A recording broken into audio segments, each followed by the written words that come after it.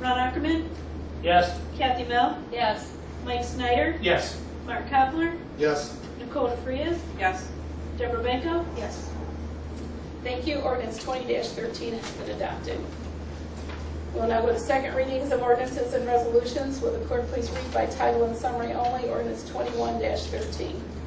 Ordinance 21-13, an ordinance accepting the application for the annexation of certain territory containing 12.556 acres in Bay Township to the city of Port Plain. Does council wish to take any action this evening on ordinance 21-13? Seeing none, we will move that to the July 9th meeting for its third reading. Will the clerk please read by title and summary only ordinance 24-13? Ordinance 24-13, an ordinance authorizing and directing the Director of Safety and Service to advertise for bids and enter into a contract for the project to modernize and to make more efficient the Jet Express terminal facility operated by the Put-in-Bay Boat Line Company, all in accordance with the LPA Federal Local LET project agreement between the Ohio Department of Transportation and the city and declaring an emergency. Does council wish to take any action this evening on ordinance 24-13? Seeing none, we will move that to the July 9th meeting for its third reading. We have no new readings of ordinance or resolutions, so we will now go to business on the floor. Mr. Coppola. Thank you, Madam President. Just would like to wish everyone a happy and safe 4th of July next week. Thank you. Mr. Ackerman. Thank you, Madam President. July 9th at 6:30 will be the next scheduled Parks and Recreation Cemetery meeting. 6:30 at the Council Chambers meeting room. Excuse me. July 14th, the Friends of the Cemetery are sponsoring a barbecue chicken dinner. It's a drive-through issue, so if it's to help fund the Friends Cemetery paving project. The time will be from 10 a.m. to 2 p.m. If you'd like tickets for that tonight, you can see Jerry Tiroli. Or if you need tickets another time, Dana Alvarez, Mary Mills. Jerry, a little help on that? Please? Yeah, I don't have any tickets left, so but we can get you tickets. We can get you tickets. You can give me your name or Jerry, and we'll make sure that we get you the information you need if you'd like to buy some tickets for that. And Where are they to, driving through? oh, thank you. It's at the Community Market parking lot. Sorry, Madam President. August 24th is the West End Conestoga 3-on-3 neighborhood picnic. More information about that as the date comes closer. Please, if you have some time on your schedule, mark that down right now. And as Mr. Kopler already stated, I wish everybody a very happy and safe 4th of July. Thank you. Thank you, Madam President. Ms. Benko. Yes, I had a question for Mr. Wilbur. Mr. Hatfield had said that he thought that the natural gas aggregation ordinance would make it onto tonight's agenda. Will we definitely have that by the next meeting? I've got them both right here, the two that you emailed me on this Okay. morning, but I wanted Cole to take a look at them. And I didn't realize he wasn't going to be here today. Okay. I've got both of them right. All right, because the only thing, it was my understanding, the only thing that needed to be changed on the natural gas aggregation ordinance was simply the date. And we're Right, coming but up there's on certain a processes in there. I just wanted Cole to go through those and make sure that was consistent with what you did also. Okay, that's fine. I appreciate that. Thank you. And then I also need to announce that the July 2nd Planning and Development Committee meeting will be canceled. And happy 4th of July to everybody. Thank you. Ms. Mel. Yes, I just want to tell you that I was really disturbed about this vandalism at the mausoleum. I worked with those ladies who have worked their fingers to the bone on our cemeteries. And it makes me so sad that somebody would do that kind of thing. Not just to a cemetery, but to anything in our community. What in the world are they thinking? And it is so sad. I don't know. I hope that we can have some kind of a, that we can find these people that have done this, because it is just, it's a blot on our community, frankly. And I just commend that committee and all the work they've done. I've worked closely with them in a couple years, and So I just want to tell you, as all council, I'm sure, we're just very upset about this. So that's all I have tonight. Mr. Schneider. Thank you, Madam President. I just love how you come over to me. I try to be upbeat. I know. I'm going to be brief tonight. I'm just going to recap everything for the 4th of July for one final time and a really special tip for the Chiefs. Again, the Firecracker Cutie Contest and all these events are going to take place on the 4th of July.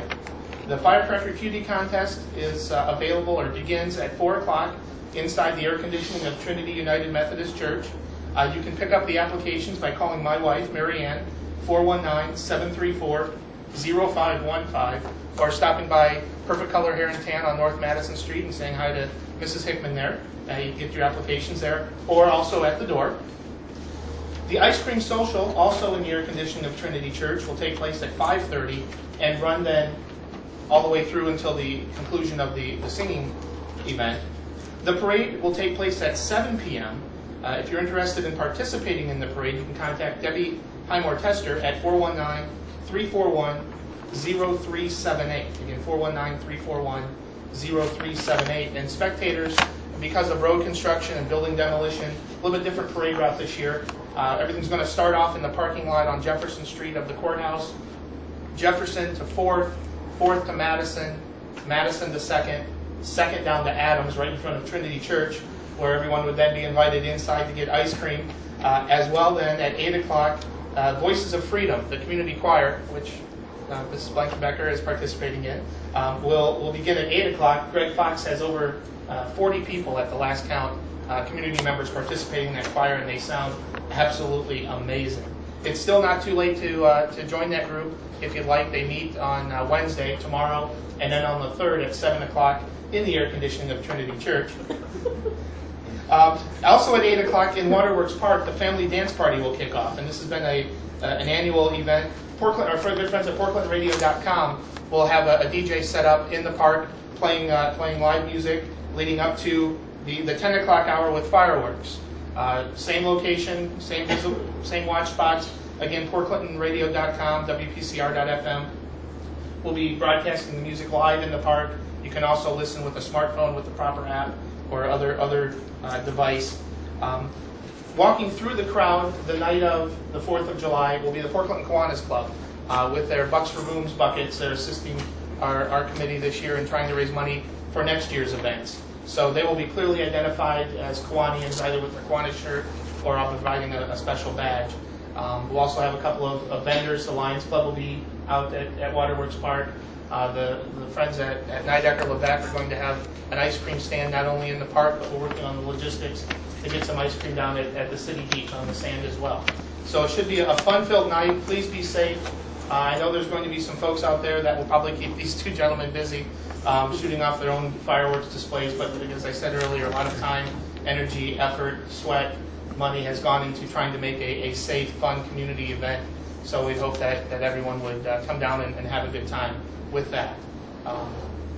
I'll thank all the committee and all that stuff at the next meeting, so we'll go from there. Now, the tip from the chief this week is kind of, I'm going to do a tip. It's a tip of a hat for these two guys. You know, Port Clinton is unique, and we talked about it in the previous meeting. Many communities our size, if they have an event or festival, they may have one or two. We're in the 20 range, I think, for the city of Port Clinton. And these two gentlemen are at every single meeting. Just before the meeting tonight, they were talking about a meeting they had to go to dealing with the Battle of Lake Erie coming up. I think when these guys finally retire, they're going to go into event planning. And a lot of people are going to say this is their... What do you want to drink beer today? You know, a lot of people say that this is just part of their job, and I'll be the first one to argue, no, it's not. They both go above and beyond. It's hard to even explain, just as an example, the paperwork that Chief Johnson has to go through to ensure that the fireworks can happen here in Port Clinton. And it's all done seamlessly. But honestly, I just say, Kent, can you do it? He says yes, and I never see anything related to it. I know I've seen the file folder. and Chief Hickman, you know, all the stuff that you know, I get you involved in, your wife gets you involved in, you know, you're just there all the time, so. I couldn't go alone. So on behalf of myself and I think a lot of members of the community, thank you both very, very much for all that you guys do for the community. Thank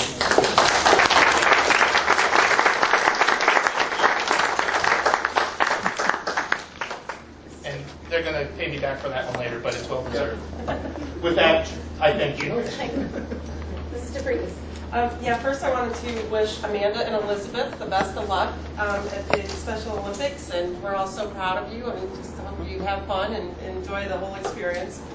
The next thing I wanted to say was the infrastructure meeting will be canceled also on July 2nd, so it's like Tuesday is free for everybody.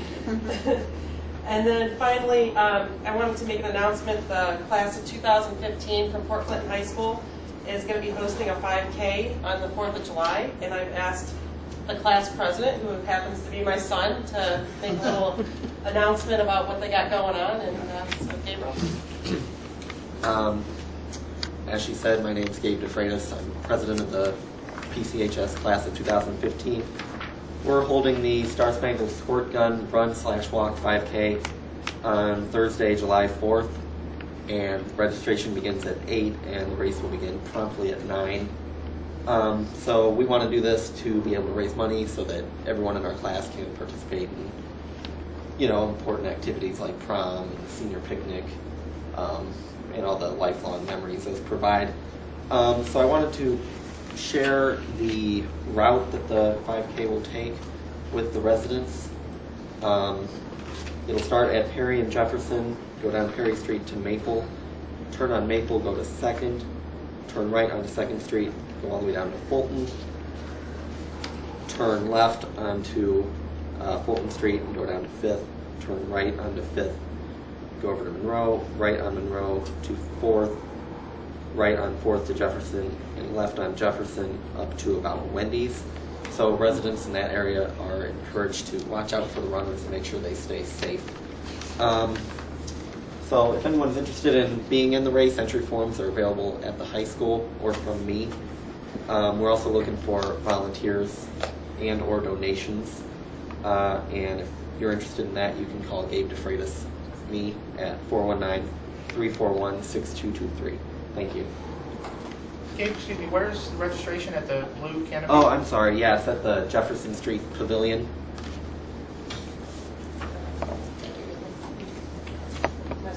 Thank you. I want to apologize to Mr. Lipstraw. He did tell me he had Rotary induction this evening and he was going to be here, so simply slipped my mind.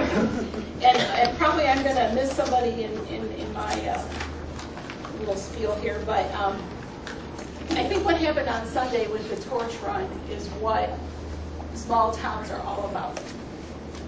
And our chief of police, our mayor, the Border Patrol, the Coast Guard, some of those guys, this was their day off, and they spent all day going to Put in Bay with these individuals, bringing them back home, enjoying dinner with them that evening. And I just think it's great that, but like I said, that's what small towns are all about. But we also need to thank the Department of Ottawa County DD who put all this together.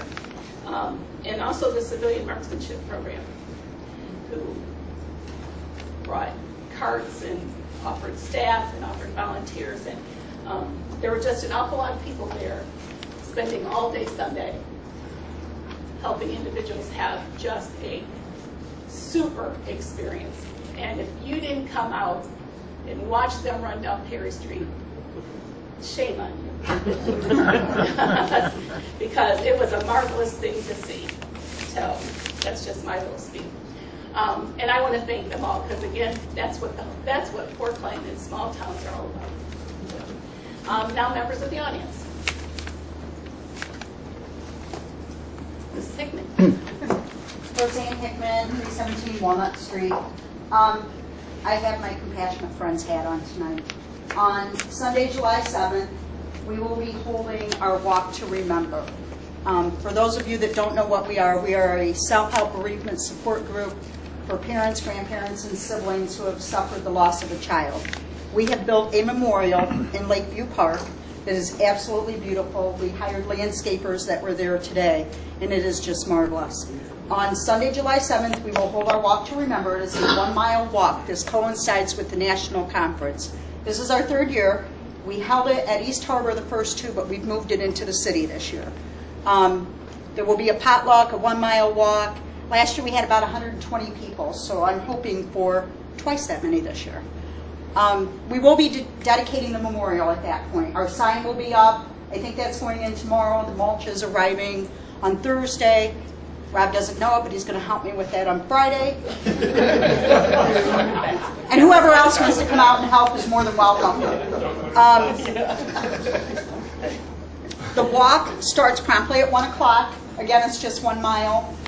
We have some elderly folks that like to join us. You don't even have to walk. Just come be part of our group and hang out with us for the day. It is a day for us to reflect and remember and do a lot of smiling. Registration begins at noon. It is $10 to participate. I have registration forms at the salon. I can email them to you. We start promptly at 1 o'clock. If you register before July 1st, you're entitled to receive a t-shirt with the Walk to Remember logo on it. So again, I saw yesterday how much our community supports so many of these organizations. It was really great to see that yesterday. And I know there are a lot of people in this community that support all those causes.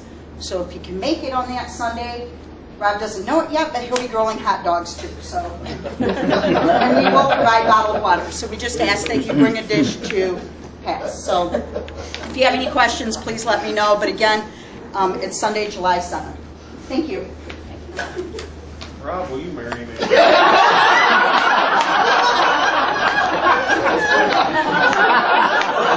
We have the mayor here, you can do